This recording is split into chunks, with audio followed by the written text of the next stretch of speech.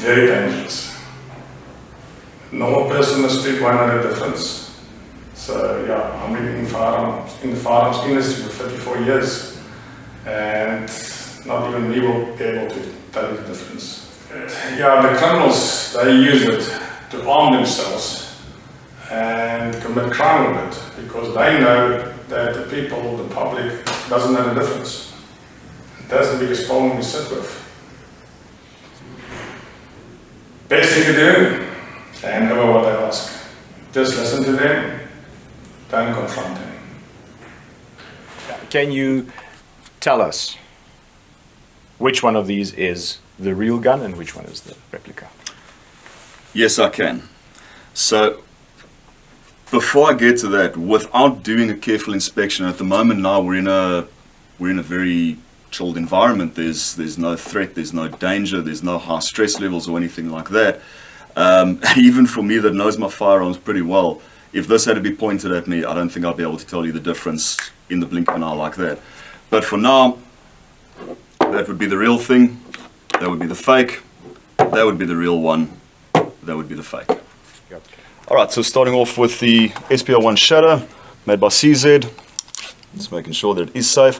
So this one, as you can see, your slide moves backwards and forwards. The trigger, the hammer, all the mechanisms work on it.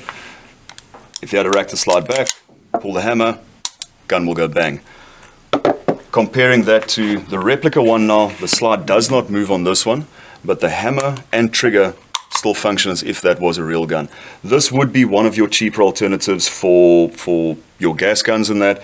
Not mainly for training. I would probably classify that a little bit more as a toy as what it is, a training gun. Second up over here, we've got the Glock 19. Once again, this is the real one. That is safe, that is clear. The slide moves back on it, and the trigger works, gun goes bang. And a lot more realistic version of your gas guns. This one, you'll see that the slide does move backwards and forwards. It even sounds like a real pistol as well. If this had to be up in your face with somebody that's just racked it like that, even an expert would struggle to tell the difference. Okay, so when it comes to airsoft, the more you spend, the more realistic the gun. So very different to paintball. Paintball is always the more you spend, the better the gun performed. Airsoft is all about the realism, so the more you spend, the closer you get to the real product. Unless you really need to look at the diameter of the barrel, the caliber of the pistol, there's absolutely no way you can tell the difference between these. It's got the full slide action, everything looks, feels like the real product, it's the same size. Any reasonable person would assume this is a firearm.